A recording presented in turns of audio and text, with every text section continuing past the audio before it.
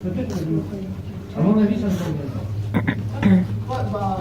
Si vous voulez, si je trouve un autre terme, je suis bien d'accord de le changer. On peut demander à Claude aussi pourquoi il oui, emploie ce terme. Oui, bien sûr, si vous voulez.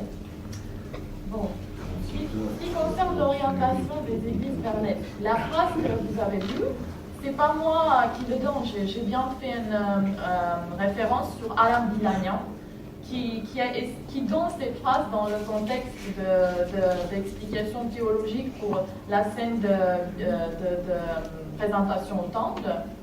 Et bien sûr, vous, comme spécialiste de l'architecture, vous savez beaucoup mieux que lui.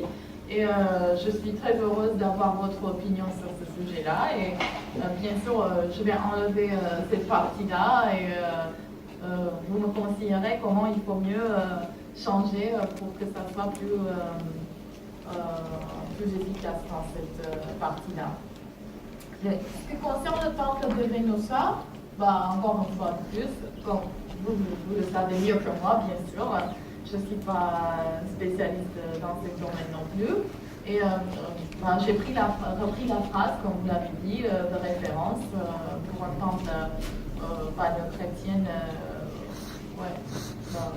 Je vais changer ça aussi. Oui, le problème de translittération, bien sûr, c'est embêtant pour moi. je vais retravailler dans cette fois. Oui. Et ce qui concerne le couple de Milgort, c'est une grande question parce que quand j'ai remarqué les cavaliers avec l'apparence mongole, ça m'a donné. J'étais toujours en train de douter si c'est silicienne ou pas. Ça m'intéressait toujours et je voulais toujours faire une recherche sur cette coupe. Mais j'ai jamais fait parce que j'étais très occupée avec mon doctorat déjà. Mais pourquoi pas dans l'avenir, je pense le faire peut-être. Et surtout quand j'ai remarqué les représentations des cavaliers mongols, ça m'a posé encore une fois la question si c'est vraiment une coupe qui est datée par les spécialistes pour 12e siècle, peut-être c'est vraiment silicienne, mais c'est pas 12e, c'est plutôt 13e. C'est pour ça. Mais bien sûr, ça mérite une attention plus profonde, plus précise pour savoir si c'est vraiment silicienne ou pas. Et sur le rapprochement avec les cavaliers de l'Arcamage, c'est vrai, je ne l'ai pas fait parce que je me concentrais plutôt sur Cilicie, sur tout ce qui est silicienne, et c'est pour ça que je n'ai pas fait attention à l'Arcamage. Et les petits bonnets Oui, et les petits bonnets, pour les petits bonnets, je pense qu'il faut vraiment trouver un spécialiste dans ce domaine il faut poser la question qu'est-ce qu'il pense. En tout cas, j'ai repris les phrases qui sont utilisées, j'ai repris le terme qui est utilisé par plusieurs iconographes, plusieurs spécialistes dans les ouvrages sur l'iconographie, surtout en français. Et je ne me suis pas posé trop la question à propos des données. Je ne sais pas si nos collègues ont fait attention. Vous venez de dire, dès qu'il y a une chose que.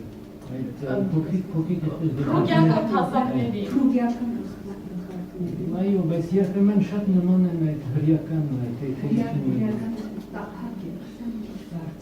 Hriaների մոտ են այսպես բանաձև Այդ շատ երկար այսպես շատ լիսյան Donc notre collègue estime que ce sont des bonnets phrygiens.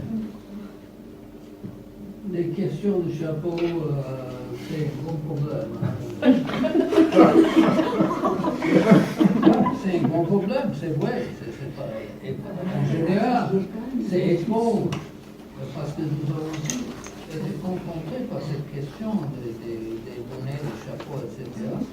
C'est étrange que quelqu'un n'a jamais pensé de faire une sorte d'analyse basé sur le data de différents chapeaux, de voir si on peut vraiment deviner, parce que, comme vous savez mieux que moi, les sources arméniennes ont considéré sur les questions mongoles parmi les points de sources primaires.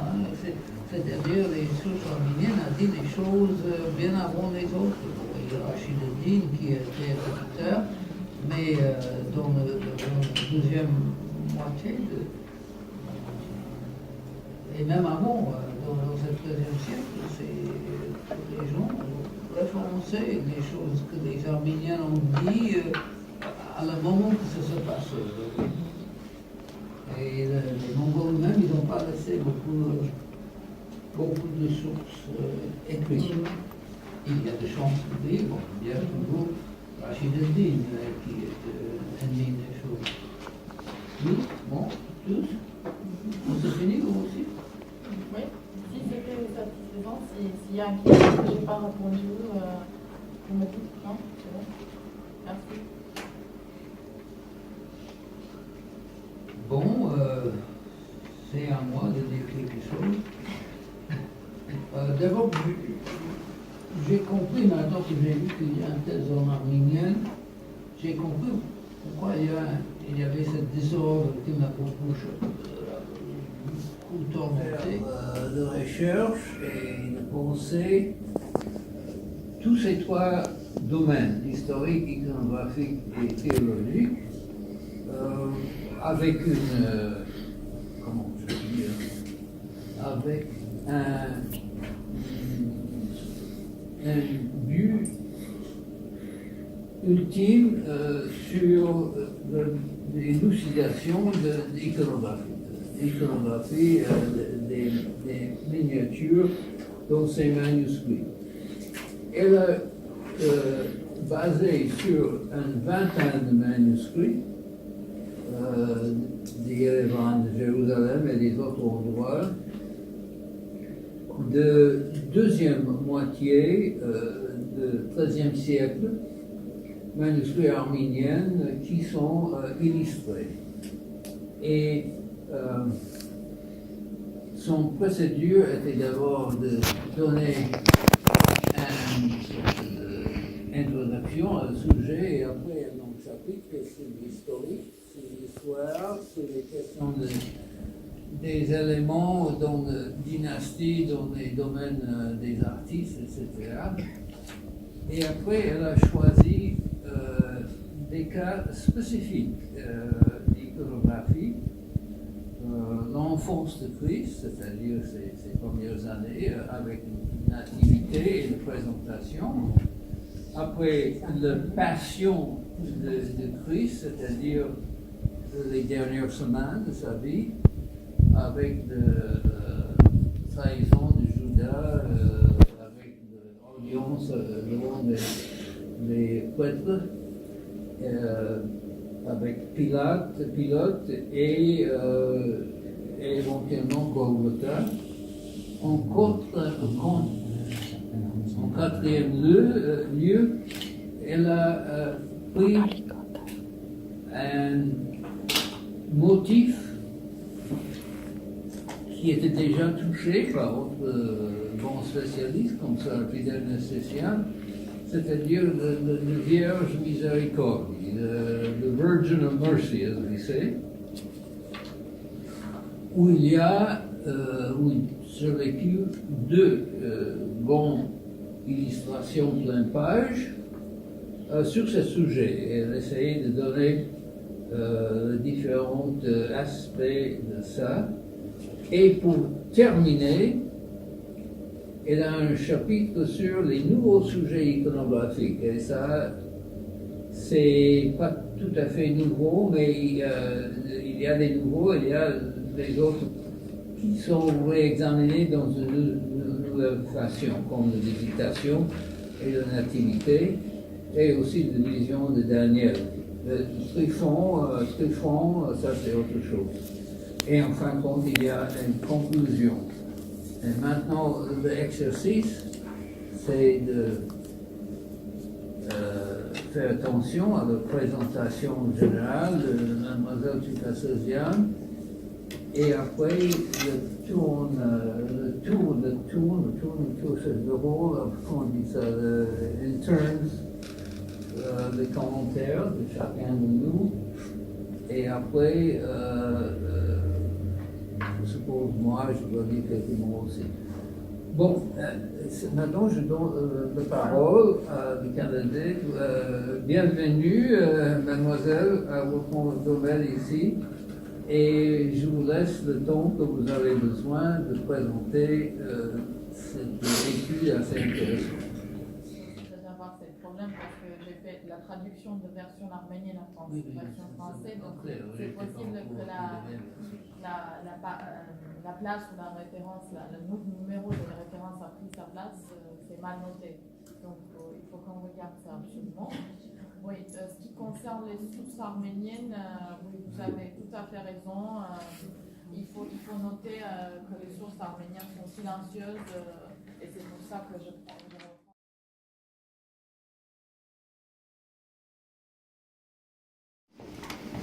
Bon, le jury à unanimité ont admis le thèse du candidat. Félicitations, vous avez encore peu de travail à faire. Et comme ça, vous êtes doctoresse, comment on dit en français? Docteur. Docteur, vous êtes docteur. Avec un E. Docteur. Docteur de quoi? Docteur. Une sorte de Ah oui. L'histoire, ah oui, histoire spécialité. Bon, c'est pas passé comme ça. Enfin, pas dans mon. Merci. Et maintenant, on doit célébrer, n'est-ce pas? Oui. Si vous me permettrez, je voudrais dire une petite parole de remerciement, si c'est possible. Ça ne va pas prendre trop longtemps, 2 minutes juste. Je voudrais juste quelques remerciements. Tout d'abord, je voudrais remercier Madame Auger pour tout le travail de direction qu'elle a fait pour une doctorante qui ne maîtrise pas la langue française à niveau académique et pour tout le soutien que j'ai eu de sa part pendant ces 4 ans et demi. Madame Seyran Ousmane-Lukam, ma co-directrice qui a dirigé mon travail de recherche depuis mon mémoire de master, mon père, à qui je suis infiniment reconnaissante, qui était toujours là pour moi en tant qu'un père, un ami et un éditeur pour mon travail. Et quand tu es loin de chez toi, tu as parfois des gens qui te remplacent tes parents et qui deviennent comme des anges gardiens pour toi. Pour moi, c'était Monsieur et Madame Dédéan, à qui je suis infiniment reconnaissante.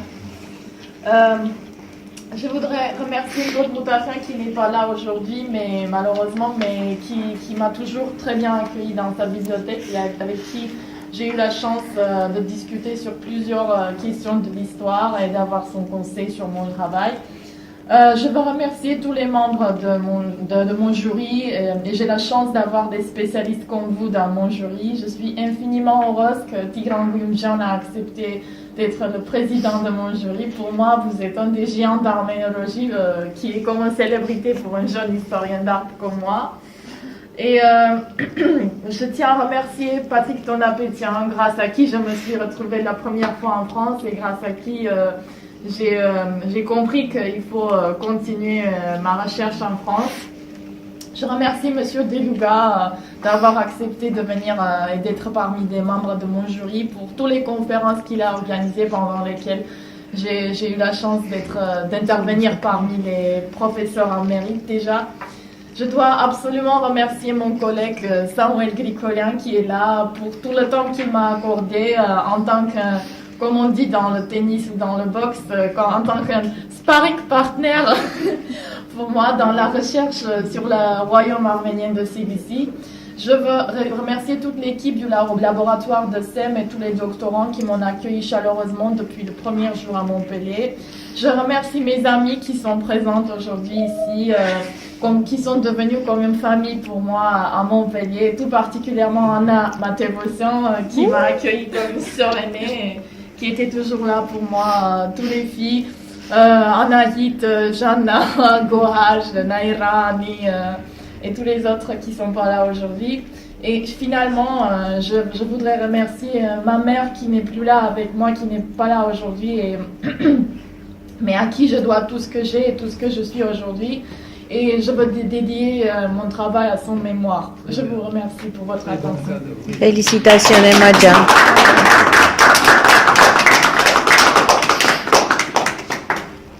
Et je vous vous invite tous pour le moment de convivialité qu'on organise à l'étage. Merci.